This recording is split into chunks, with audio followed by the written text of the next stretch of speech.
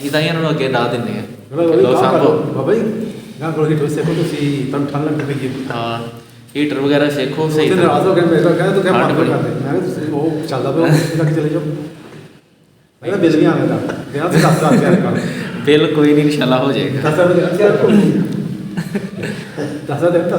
ਕੋਈ ਨਹੀਂ ਕਹੋ ਇਨਸ਼ਾਅੱਲਾ ਦਿਲ ਵੱਡਾ ਦੇ ਦਾਂਗੇ ਇਨਸ਼ਾਅੱਲਾ ਮੈਂ ਕਿਹਾ ਭਾਈ ਕਮ ਬਿਲ ਆਉਣਾ ਮੈਂ 15,000 ਲੱਗ ਜਾਏਗਾ چلو اعوذ باللہ من الشیطان الرجیم بسم اللہ الرحمن الرحیم آج بحمد اللہ تعالی ہمارا لیکچر نمبر 75 ہے اور آیت نمبر سورۃ المائدہ کی 27 to 40 تک بیان ہوگا۔ ان آیات کے اندر انشاءاللہ ہم ساتھ ساتھ ہی جہاں پہ جو مسئلہ آئے گا اس کو ہم بیان کر دیں گے۔ ابتدا میں جو سب سے پہلا اللہ تبارک و تعالیٰ نے واقعہ قصہ بیان کیا ہے وہ قابیل اور حابیل کا ہے کہ جس کے متعلق اللہ تبارک و تعالیٰ نے فرمایا ہے کہ تم نے کس طرح سچائی کے اوپر ڈٹے رہنا ہے، حتیٰ کہ تمہاری جان بھی چلے جائے تب بھی تم نے اس کے اوپر ڈٹے رہنا ہے اور تم نے پیچھے نہیں ہٹنا۔ یعنی حضرت آدم علیہ السلام کے جو 2 بیٹے ہیں ان کا ذکر ہے پہلی آیت مبارکہ کے اندر۔ 2 بیٹے تھے، قابیل تھا اور حابیل۔ اس کو بہترین یاد رکھنے کا طریقہ یہ ہے کہ بندہ قاف سے قاتل ہوتا ہے تو لہٰذا اسی بنیاد پہ قابیل نے حابیل کو مارا تھا۔ اکثر یہ شک و شبہ رہتا ہے ہمارے لوگوں کو کہ یار حابیل نے قابیل کو مارا یا قابیل نے حابیل کو مارا، تو یہ بات یاد رکھیے گا جس کے شروع میں قاف آ رہا ہے وہ شخص مارنے والا ہے، اس نے مارا ہے، اور جو مرا ہے وہ حابیل ہے۔ تو لہٰذا ان کا مختصر سا ذکر ہے کہ ان کا آپس میں کیا بات چیت ہوئی، تو وہ اللہ تبارک و تعالیٰ نے بتایا کہ قربانی دینی تھی، اور وہ قربانی اس صورت کے اندر تھی کہ پتہ چلے گا کہ کس کی قربانی قبول ہوئی ہے۔ جس کی ہوگی اس کا نکاح اپوزٹ بہن بھائی سے ہوگا، یعنی کہ حضرت آدم علیہ السلام کے صبح جو جوڑا پیدا ہوتا تھا وہ ایک بہن بھائی ہوتے تھے، پھر جو شام کو ہوتا وہ ایک بہن بھائی۔ جب ان کے نکاح کی باری آتی تو جو صبح والا جوڑا تھا اس میں سے جو بھائی تھا اس کا نیچے والی بھائی کی بہن کے ساتھ ہو جاتا، اور جو نیچے والی بہن تھی اس کا اوپر والے بھائی کے ساتھ ہو جاتا۔ یعنی یہ ریلیشن شپ تھا، کیونکہ کوئی دوسری تیسری صورت ہی نہیں تھی۔ اس کے علاوہ مخلوق تو ابتدا تو حضرت آدم علیہ السلام سے ہوئی ہے نا انسانیت کی، تو لہٰذا کوئی اور صورت نہیں تھی، تو لہٰذا کس طرح پھر ایک دوسرے کے ساتھ نکاح کرتے، تو یہی ایک صورت تھی۔ لیکن اس امت کے اندر اب یہ چیز حرام ہے، یعنی بہن بھائی کا آپس میں نکاح کرنا یہ بالکل قطعاً حرام ہے، اور اس کے اوپر نص قطعی بھی موجود ہے، یعنی قرآن مجید کے اندر بھی واضح طور پہ اور ساتھ ہی ساتھ احادیث کے اندر بھی آیا ہے۔ تو یہ اس دور کے لیے تھا، اور پھر اللہ تبارک و تعالیٰ نے سورۃ النساء کے یعنی 4 سپارے کی آخری آیت کے اندر بیان فرما دیا تھا کہ الا ما قد سلف، یعنی جو پہلے گزر چکا ان کے لیے معافی ہے، واللہ غفور الرحیم، اللہ بخشنے والا مہربان ہے۔ بسم اللہ الرحمن الرحیم وَاتْلُ عَلَيْهِمْ نَبَأَ ابْنَيْ آدَمَ بِالْحَقِّ، اور اے حبیب انہیں آدم علیہ السلام کے 2 بیٹوں کی سچی خبر پڑھ کے سناؤ، یعنی آدم علیہ السلام کے 2 بیٹوں کا سچا واقعہ وہ سناؤ۔ اذ قربا قربانا فتقبل من احدهما ولم يتقبل من الاخر، جب دونوں نے ایک ایک قربانی پیش کی تو ان میں سے ایک کی طرف سے قبول کر لی گئی اور دوسرے کی طرف سے قبول نہ کی گئی، یعنی کہ حابیل کی قبول ہو گئی اور قابیل کی نہ ہوئی۔ تو اب آگے سے قال لأقتلنک، اب آگے سے وہ کہنے لگا، قابیل کہنے لگا کہ میں ضرور تجھے قتل کر دوں گا۔ یہ حسد کہ ایک تو اس کو میری بہن مل رہی ہے کیونکہ وہ زیادہ خوبصورت تھی، ایک یہ بنیاد، اور دوسری یہ کہ اس کی قربانی قبول ہوئی ہے میری کیوں نہیں ہوئی۔ حالانکہ حابیل نے اس مسئلے کو حل کر دیا وہاں بیٹھے بیٹھے۔ حابیل نے کہا قال انما يتقبل الله من المتقین، کہ پہلے نے کہا یعنی حابیل نے کہا کہ اللہ صرف ڈرنے والوں سے قبول فرماتا ہے، یعنی قربانی تو صرف اس کی قبول ہوگی کہ جو اللہ سے ڈرے گا۔ اس کے بعد فرمایا کہ لئن بسطت الی یدک لتقتلنی ما انا بباسط یدی الیک لاقتلک، اب آگے وہ کہنے لگا بے شک اگر تو مجھے قتل کرنے کے لیے میری طرف اپنا ہاتھ بڑھائے گا تو میں تجھے قتل کرنے کے لیے اپنا ہاتھ نہ بڑھاؤں گا، یہ اب حابیل نے بات کی، کیونکہ وہ پرہیزگار تھا، سچا تھا، تو اس نے بات کی کہ اگر تو میری طرف اپنا ہاتھ بڑھائے گا بھی نا مجھے مارنے کے لیے، تو میں آگے اپنا ہاتھ نہیں بڑھاؤں گا کہ میں تیرے اوپر حملہ کروں، کیونکہ وہ تو پرہیزگار تھا، اور پرہیزگاروں کو کیا لگے، متقی لوگوں کو کیا لگے کہ سامنے والا شخص کیا بات کر رہا ہے، کیونکہ قابیل نے کہا تھا میں تجھے قتل کر دوں گا، قال لأقتلنک، تو آگے سے اس نے کہا ٹھیک ہے تو اگر اپنا ہاتھ بڑھائے گا بھی تو میں اپنا ہاتھ آگے نہیں بڑھاؤں گا، انی اخاف اللہ رب العالمین، میں اللہ سے ڈرتا ہوں جو سارے جہانوں کو پالنے والا ہے۔ اب یہ بات کی انی اخاف اللہ رب العالمین، یہ اپنا ایک تقوی انہوں نے سامنے پیش کیا کہ میں اس مالک سے ڈرتا ہوں، یہ نہ سمجھی کہ میں تیری طرف جو ہاتھ نہ بڑھاؤں گا اس کے پیچھے تیرے سے ڈرنا مقصود ہے، نہیں، اللہ سے ڈرنا مقصود ہے۔ اور اس کے بعد فرمایا انی ارید ان تبوء باسمی واثمک فتکون من اصحاب النار، میں تو یہ چاہتا ہوں کہ میرا اور تیرا گناہ، یعنی آپس میں، ایک تو میرا اگر ہاتھ بڑھاؤں گا تو اس کا بھی گناہ ملے گا، لیکن میں یہ چیز چاہتا ہوں، ارادہ کیا کہ میرا اور تیرا گناہ دونوں تیرے اوپر ہی ہو جائے، یعنی کہ میں اس چیز سے بخشا جاؤں تو مجھے اور کیا چاہیے، تو لہٰذا میرا گناہ بھی اپنے سر پہ لے لے، اور اپنا گناہ تو تیرے پاس یہ ہوگا کہ تو نے مجھے قتل کرنا ہے اور تیرا یہ ارادہ ہے، تو لہٰذا میرا اور تیرا گناہ تیرے سر پہ، اور تو دوزکیوں میں سے ہو جا، یعنی دوزکی ہو جائے۔ وَذَلِكَ جَزَاءُ الظَّالِمِينَ، اور ظلم کرنے والوں کی یہی سزا اللہ تبارک و تعالیٰ نے بیان کی ہے کہ ان کو پھر دوزخ ہی میں جگہ ملے گی، اس کے علاوہ اس کے لیے جگہ نہیں ہے۔ تو یہاں پہ ان کا یہ مختصر سا واقعہ بیان کیا، پھر اس کے بعد نفس کو سامنے رکھنے کی خاطر اور نفس کو مخاطب کیا، اس کے متعلق پھر اگلی آیت مبارکہ کے اندر فرمایا فَطَوَّعَتْ لَهُ نَفْسُهُ قَتْلَ أَخِيهِ فَقَتَلَهُ فَأَصْبَحَ مِنَ الْخَاسِرِينَ، تو اس کے نفس نے اسے اپنے بھائی کے قتل پر راضی کر لیا تو اس نے اسے قتل کر دیا، اور پھر اس کے بعد اس کو ملا کیا، یعنی یہ ہوتا ہے نا کوئی بینیفٹ ہو جائے، کوئی فائدہ ہو جائے، کوئی عزت مل گئی ہے، کوئی شہرت مل گئی ہے کہ اس کو ختم کر کے مجھے کچھ مل جائے گا، تو اللہ نے فرمایا کہ فَأَصْبَحَ مِنَ الْخَاسِرِينَ، پھر وہ نقصان اٹھانے والوں میں سے ہو گیا، کیا عزت رہ گئی، نقصان اٹھایا۔ فَبَعَثَ اللَّهُ غُرَابًا يَبْحَثُ فِي الْأَرْضِ لِيُرِيَهُ كَيْفَ يُوَارِي سَوْءَةَ أَخِيهِ، پھر اللہ نے ایک کوا بھیجا جو زمین کورید رہا تھا تاکہ وہ اسے دکھا دے کہ وہ اپنے بھائی کی لاش کیسے چھپائے۔ جب اس کو قتل کر لیا، اب وہ جس معاملے میں جس جگہ جا کے اس نے قتل کیا، اب اس کے ذہن کے اندر یہ کنسیپٹ نہیں آ رہا تھا کہ میں اب اس کو کدھر، یعنی لاش کو کدھر رکھوں، بندہ تو مار گیا، اب ختم ہو گیا، تو غصے میں آ کے مار تو دیا، لیکن اب اس کو کدھر اس کو ٹھکانے لگاؤں۔ تو سامنے پھر اللہ تبارک و تعالیٰ نے ایک واقعہ دکھایا کہ کوا آیا، کوے دونوں کی آپس میں لڑائی ہوئی، وہ ایک کوا نیچے گرا تو اس کوے دوسرے نے اس کو زمین کو کریدا اور کھودا اور اس کے اندر اس کوے کو پھینکا اور اوپر مٹی دے دی۔ یہ تصور وہاں سے شروع ہوا، لیکن نبی علیہ السلام کا یہ بھی فرمان یہاں پہ ملتا ہے، اس کو اپنے ذہن نشین کر لیجئے گا کہ نبی علیہ السلام نے فرمایا کہ اس امت کے اندر بھی اور قیامت تک جب جب کوئی کسی جان کو قتل کرتا ہے تو اس کا جو وبال ہے وہ اس پر تو ہے کہ جس نے عمل کیا، لیکن اس کا چند عمل کا اجر وہ سیدھا کا سیدھا اس کے پاس بھی جاتا ہے، آدم کے بیٹے قابیل کے پاس، کہ اس نے اس گناہ کی ابتدا کی تھی، تو اس ابتدا کرنے کا اس کو گناہ ملے گا۔ قال یا ویلتا اعجزت، قال یا ویلتا اعجزت ان اکون مثل هذا الغراب فاواری سوءة اخی فاصبح من النادمین۔ اب یہاں پہ فرمایا کہ قال یا ویلتا اعجزت، کہ اس کے بعد کوے کا واقعہ دیکھ کر قاتل نے، قابیل نے کہا کہ ہائے افسوس، ان اکون مثل هذا الغراب فاواری سوءة اخی فاصبح من النادمین، میں اس کوے جیسا بھی نہیں،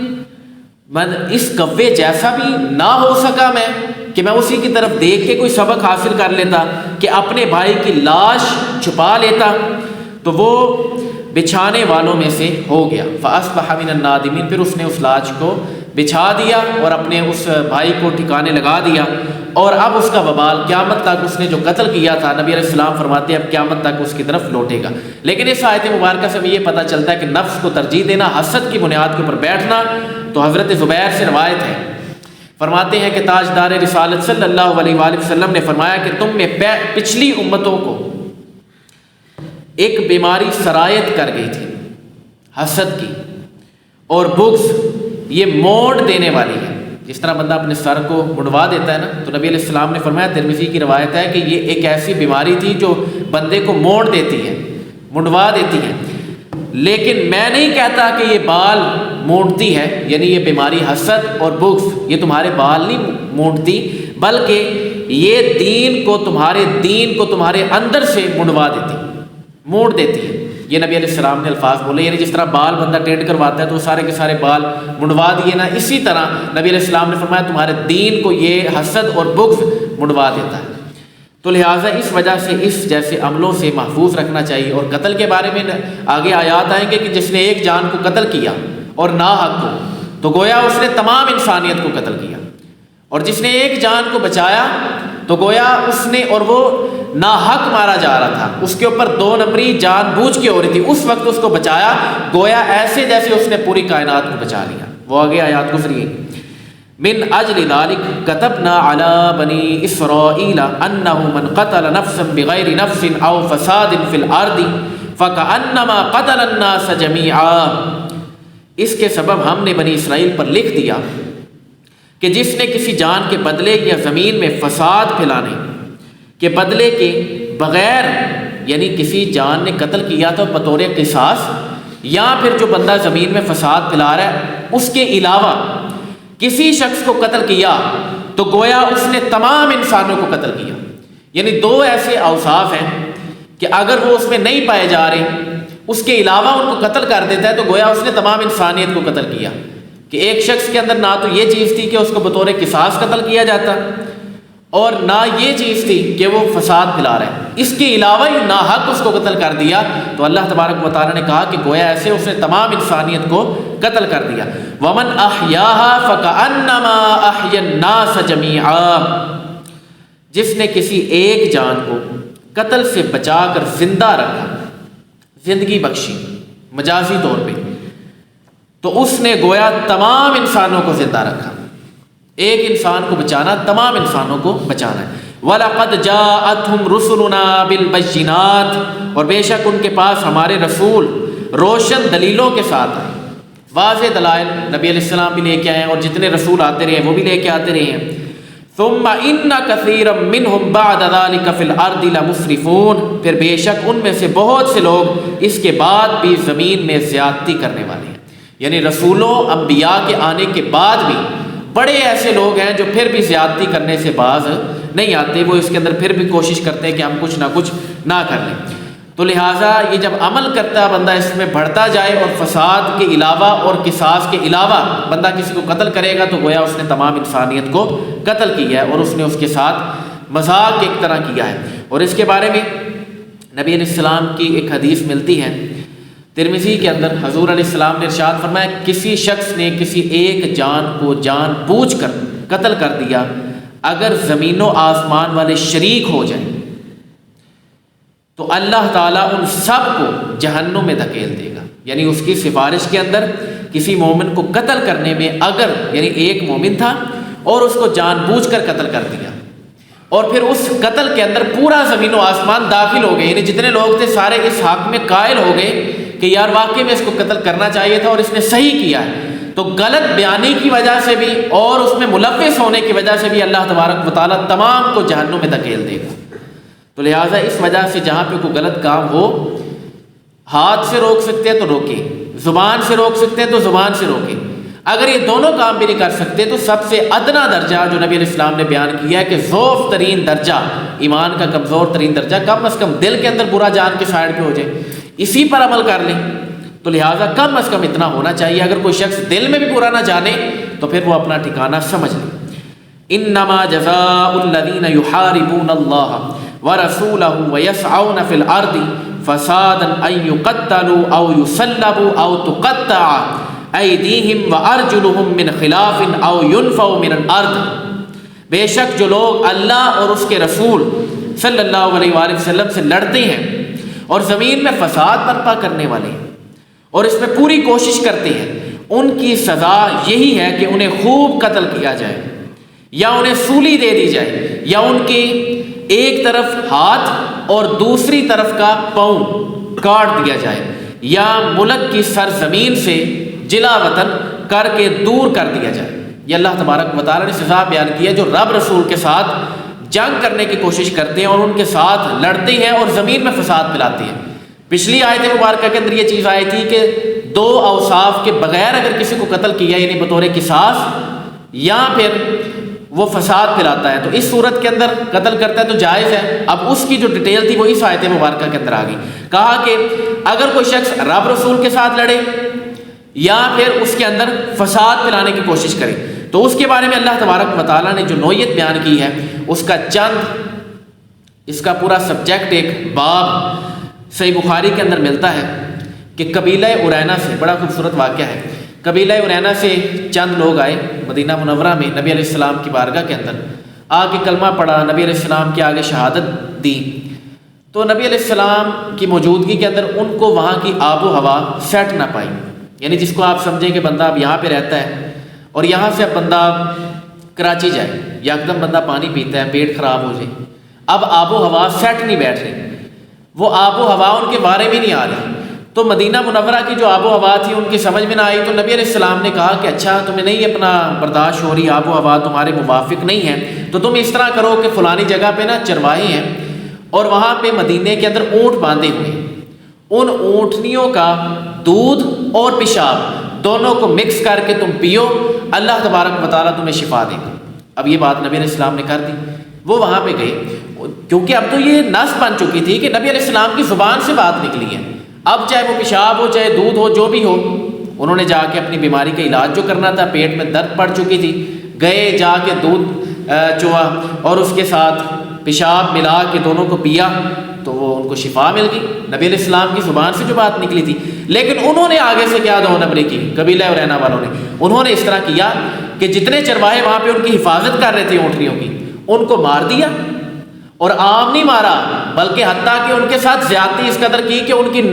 ناک کان آنکھیں وغیرہ جدا کر دی، اس قدر سخت ترین وہ مار کے گئے، اور ساتھ میں وہ جو اونٹنیاں تھیں ان کو لگا پتہ نہیں اس میں کوئی جادو ہے، اس کو پکڑ کے لے گئے۔ ان کو کیا پتہ تھا کہ نبی علیہ السلام جو بات کہہ دیں تو پہاڑ ادھر سے ادھر ہو سکتا ہے، لیکن نبی علیہ السلام کی بات جھوٹی نہیں ہو سکتی کہ اس کے اندر شفا تھی اس وقت کے لیے، وہ لے کے چلے تو گئے، اب مرتد ہو چکے یعنی دین اسلام سے پھر گئے۔ اب نبی علیہ السلام نے کہا کہ ان کو تلاش کرو اور ان کو پھر مارا جائے گا، اور پھر اسی آیت مبارکہ کے تحت ان پر عمل کیا گیا، حتیٰ کہ نبی علیہ السلام نے ان کو گرفتار کر کے جب صحابہ کرام لے کے آئے تو آپ علیہ السلام نے ان کے ہاتھ پاؤں کٹوا دی، یہ نبی علیہ السلام نے، اور یہ ایک ہی مرتبہ نبی علیہ السلام نے کیا تھا، اس کے بعد حکم یہ منسوخ ہو گیا۔ اب ہمیں یہ حکم نہیں ہے کہ اگر کوئی کافر ہمارے ہاتھوں آتا ہے تو ان کے ہاتھ پاؤں کاٹ دی جائے، نہیں، یہ اس وقت کے لیے تھا کیونکہ اللہ تبارک و تعالیٰ کی آیت مبارکہ نص بھی اس میں موجود ہے، تو فرمایا ان کے ہاتھ پاؤں بھی کٹوا دیے، اور نبی علیہ السلام نے ان کی آنکھوں میں گرم سلائیاں وہ بھی پھروائی، اور نبی علیہ السلام نے ان کو تپتی ریت کے اوپر لٹایا حتیٰ کہ وہ مر گئے۔ اس قدر نبی علیہ السلام نے سختی ان پر کی کہ ان کو ایک تو بلا ان کا کیا، اوپر سے وہ اپنا غلط کام کر کے کہ پتہ نہیں اس کے اندر کیا چیز ہے، تو یہ کام جب کیا تو اللہ تبارک و تعالیٰ نے جو قرآن مجید کے اندر فرمایا تھا کہ ان کو سولی دی جائے، ان کو تکلیف دی جائے، ان کو سزائیں دی جائیں جو رب رسول کے ساتھ لڑتے ہیں، تو وہ نبی علیہ السلام نے اپنا کام مکمل کیا اور فرمایا ذَلِكَ لَهُمْ خِزْيٌ فِي الدُّنْيَا وَلَهُمْ فِي الْآخِرَةِ عَذَابٌ عَظِيمٌ، یہ ان کے لیے دنیا میں رسوائی ہے، یہ جتنا بھی کام ہوا یہ رسوائی ہے، اور آخرت میں ان کے لیے بڑا دردناک عذاب ہے، تو یہ آخرت میں بھی اپنا بھگتیں گے، دنیا کے اندر تو ظاہری طور پہ ہو چکا۔ إِلَّا الَّذِينَ تَابُوا مِن قَبْلِ أَن تَقْدِرُوا عَلَيْهِمْ فَاعْلَمُوا أَنَّ اللَّهَ غَفُورٌ رَحِيمٌ۔ اب یہ بات اللہ تبارک و تعالیٰ نے بیان کرنے کے بعد فوری طور پہ فرمایا کہ اگر کوئی شخص یہ معاملات کر بھی رہا ہے لیکن اس کے بعد فوری طور پہ توبہ کر لے، فرمایا إِلَّا الَّذِينَ، مگر وہ لوگ تابوا جو توبہ کر لیں، من قبل ان تقدروا علیہم، اس سے پہلے کہ تم ان پر قابو پاؤ، یعنی تم ان پر قابو پا جاؤ، یعنی ایک بندہ ڈاکہ ڈال کے دوڑ کے جا رہا تھا، اب وہیں پہ رک گیا خود، اور تم نے ابھی تک ان کو پکڑا نہیں ہے، قابو نہیں پایا، انہوں نے اپنی چوری بھی تسلیم کر لی، انہوں نے کہا کہ ٹھیک ہے ہم یہ چھوڑتے ہیں، اب یہ ہم نہیں کرنا چاہتے، یعنی معذرت کی طرف آ گئے، تو اگر تو حقوق اللہ خالص بات ہے تو اللہ تبارک و تعالیٰ نے کہا کہ پھر ان کو ہم معاف کرنے والے ہیں، فَاعْلَمُوا أَنَّ اللَّهَ غَفُورٌ رَحِيمٌ، تو جان لو بے شک اللہ بخشنے والا مہربان ہے، ان کو اللہ تبارک و تعالیٰ معاف فرما دے گا۔ لیکن حقوق العباد کا اگر مسئلہ ہے تو وہ تب تک ہی معاف ہوگا جب وہ بندہ بھی معاف کرے گا۔ تو لہٰذا یہاں پہ ان کے لیے معافی ہے کہ جو گرفتاری سے پہلے اگر ڈاکو بھی توبہ کر لے تو اس کا تقاضا یہ ہے کہ پھر اس کو چھوڑ دیا جائے، تو اس چیز کا خیال رکھا جائے کہ چوری سے پہلے۔ اس کے بعد فرمایا یا ایھا الذین آمنوا اتقوا اللہ، اے ایمان والو اللہ سے ڈرو، وابتغوا اور تلاش کرو، الیہ الوسیلہ قرب الہی کی طرف وسیلہ، وجاہدوا اور جہاد کرو، فی سبیلی اس کی راہ میں، اللہ کے راستے میں، لعلکم تفلحون اس امید پر کہ تم فلاح پا جاؤ۔ یہاں پہ سب سے پہلے آیت مبارکہ کے اندر بات کی گئی ہے وسیلے کی۔ وسیلے کا بہت بڑا اختلاف بھی کیا جاتا ہے، لیکن آپ اس کو واضح طور پہ حضرت انس سے روایت ہے، صحیح بخاری کے اندر 1010 حدیث نمبر ہے، نبی علیہ السلام نے ارشاد فرمایا، نبی علیہ السلام کے دور کے بعد حضرت عمر ابن خطاب کا جب دور آیا تو وہ حضرت انس ابن مالک فرماتے ہیں کہ حضرت عمر ابن خطاب حضرت عباس ابن عبد المطلب یعنی نبی علیہ السلام کے چچا ان کو بلاتے میدان کے اندر، جب بارش نہ ہوتی قحط پڑ جاتا تو بلا کے ان کو کہتے کہ آپ یعنی ان کا وسیلہ دے کے اللہ کے حضور دعا کرتے اور کہتے کہ یا رب العالمین عباس کا وسیلہ ہے کہ ہمیں بارش عنایت فرما، اور ہم اس سے پہلے یعنی حضرت عباس کو بلانے سے پہلے ہم جو وسیلہ دیا کرتے تھے وہ نبی علیہ السلام کا دیا کرتے تھے۔ تو لہٰذا اس حدیث مبارکہ کے تحت 1010 کے تحت وسیلہ کرنا یہ بالکل جائز ہے، اور نیکوکار چیزوں کا وسیلہ دینا، عبادت کا، نوافل کا، فرض کا، یہ سارے کے سارے وسیلے دینا بالکل جائز ہے۔ اور اس حدیث کے اندر فرمایا کہ ہم پہلے نبی علیہ السلام کا وسیلہ دے کے دعا مانگتے تھے تو بارش برسا دیتا تھا، اب ہم حضرت عباس ابن عبد المطلب کا وسیلہ دے کے دعا مانگتے ہیں تو یا رب العالمین بارش نواز، تو اللہ تبارک و تعالیٰ پھر بارش برسا دیتا تھا۔ اور یہ ایک اتھینٹک اس معاملے کے اندر آپ سمجھیں کہ وَاسْتَعِینُوا بِالصَّبْرِ وَالصَّلَاةِ، اس کے اندر بھی فرمایا گیا کہ مدد حاصل کرو کس کے ذریعے؟ نماز اور صبر کے ذریعے۔ تو جو اعمال ہے بندہ اس کا وسیلہ پیش کر سکتا ہے، اور جو ہستیاں سامنے موجود ہیں ان کا بھی بندہ وسیلہ دے سکتا ہے اگر وہ واقعتاً نیکوکار ہے۔ تو یہاں سے اس مسئلے کا بھی بالکل حل ہو جاتا ہے۔ ساتھ میں صحیح مسلم کی حدیث جو میں 20ویں دفعہ پہلے بھی بیان کر چکا ہوں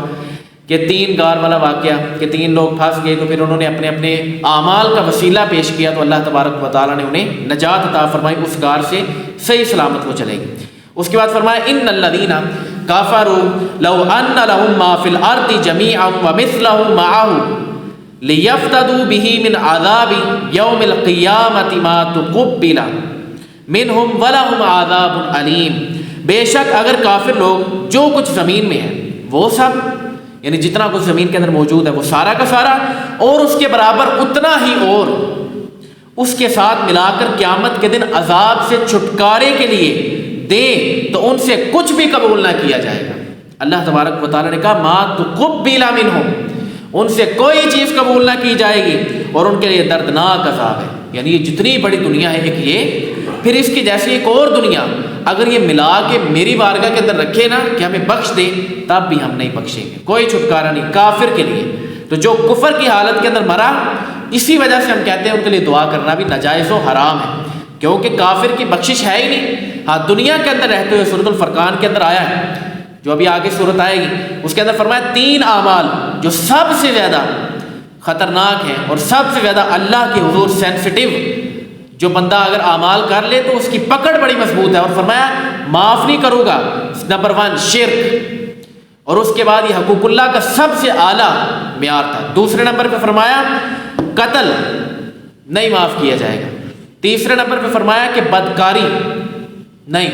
لیکن اگر کوئی دنیاوی زندگی کے اندر رہتے ہوئے اس معاملوں سے بھی یعنی کہ شرک سے بھی اور ناحق قتل سے بھی اور بدکاری سے بھی توبہ کر لیں، کبیرہ گناہ ہے، میں ان کو معاف بھی کر دوں گا، اور اللہ تبارک و تعالیٰ نے کہا خالی معاف نہیں کروں گا، اس کے پچھلے جتنے گناہ تھے ان تمام کو گناہوں کو نیکیوں میں تبدیل فرما دوں گا۔ یعنی اتنی بڑی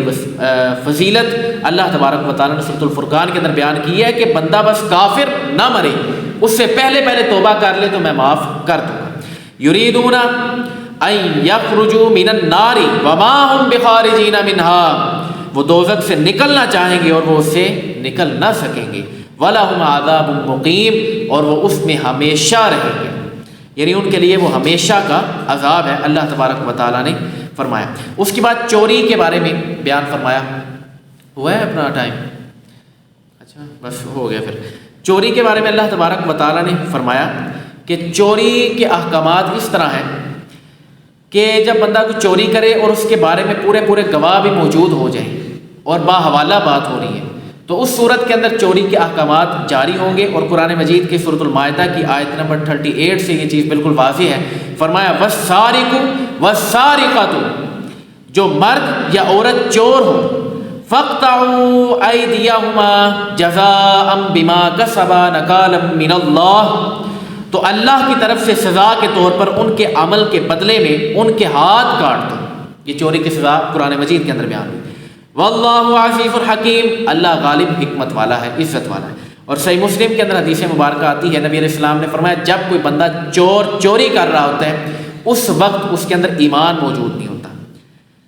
چوری کرنے کے وقت اس میں وہ مومن نہیں رہتا، اس کا جو ایمان ہے اس کے سر پہ آ کے منڈلاتا ہے،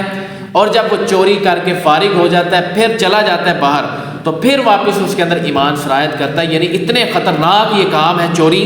کہ اس کا ایمان ہی اس کے اندر اس وقت کے لیے موجود نہیں ہوتا۔ زانی کے بارے میں بھی آیا اسی حدیث کے اندر، لیکن یہاں پہ فی الحال چوری کا باب ہے، تو چوری کے بارے میں نبی علیہ السلام نے یہ فرمایا کہ اس وقت وہ ایمان والا رہتا ہی نہیں، تو لہٰذا اس وجہ سے اس سے بھی بچنا چاہیے۔ اور سنن نسائی کے اندر ایک بڑی حیرت انگیز حدیث ہے، نبی علیہ السلام نے فرمایا اگر اس نے ایسا کیا یعنی چوری،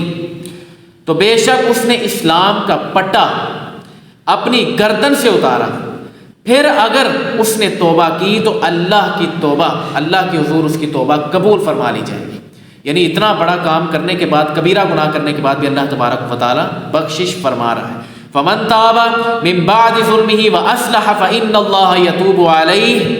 اب یہ ساری کی ساری سندیں بیان ہو رہی ہیں، تو جو اپنے ظلم کے بعد توبہ کر لے اور اپنی اصلاح کر لے تو اللہ اپنی مہربانی سے اس پر رجوع فرمائے گا۔ یعنی اب اس نے توبہ کر لی ہے، معافی کر لی ہے، تو اللہ تبارک و تعالیٰ اس پر بھی رجوع فرما لے گا، اس کی بخشش کو قبول کر لیا جائے گا۔ ان اللہ غفور الرحیم، یہ سند کیوں دی ہے؟ فرمایا بے شک اللہ بخشنے والا مہربان ہے۔ الم تعلم، کیا تم جانتے نہیں، کیا تجھے معلوم نہیں کہ ان اللہ، بے شک اللہ،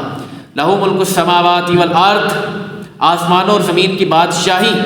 اسی کے لیے ہے۔ یعذب من یشاء ویغفر لمن یشاء، جسے چاہتا ہے عذاب دیتا ہے اور جسے چاہتا ہے بخش دیتا ہے۔ یہ تمہارا اختیار نہیں ہے، یہ تو اللہ تبارک و تعالیٰ کا اختیار ہے۔ واللہ علی کل شیء قدیر، بے شک اللہ بخشنے والا مہربان ہے، اور بے شک اللہ تبارک و تعالیٰ ہر چیز پر قادر ہے۔ یعنی قدیر کے الفاظ بولیں، قادر نہیں، ہر چیز پر اللہ تبارک و تعالیٰ قادر ہے۔ اور قادر کے معنی الگ ہے کہ وہ تو ہر بندے کے اندر بھی وہ پائی جا سکتی ہے خصوصیت، لیکن قدیر والی فضیلت وہ صرف اور صرف اللہ تبارک و تعالیٰ کے لیے خاص ہے۔ تو لہٰذا یہ اللہ تبارک و تعالیٰ بخشنے پر، معاف کرنے پر قادر ہے، وہ جس کو چاہے بخش دے، لیکن شرط یہی ہے توبہ کرے یا مشیت الہی پر موقوف ہوگا۔ لیکن جو شخص کفر پہ مرا اس کے بارے میں پیچھے آیت مبارکہ گزر چکی ہیں کہ ان کے لیے کوئی بخشش نہیں۔ تو لہٰذا اللہ تبارک و تعالیٰ ہمیں حالت ایمان میں زندگی گزارنے کی توفیق عطا فرمائے، اور مرنے کے وقت بھی اللہ تبارک و تعالیٰ ہمیں اسلام، دین ایمان کی حالت کے اندر اس دنیا سے رخصت فرمائے۔ وما علینا الا البلاغ المبین۔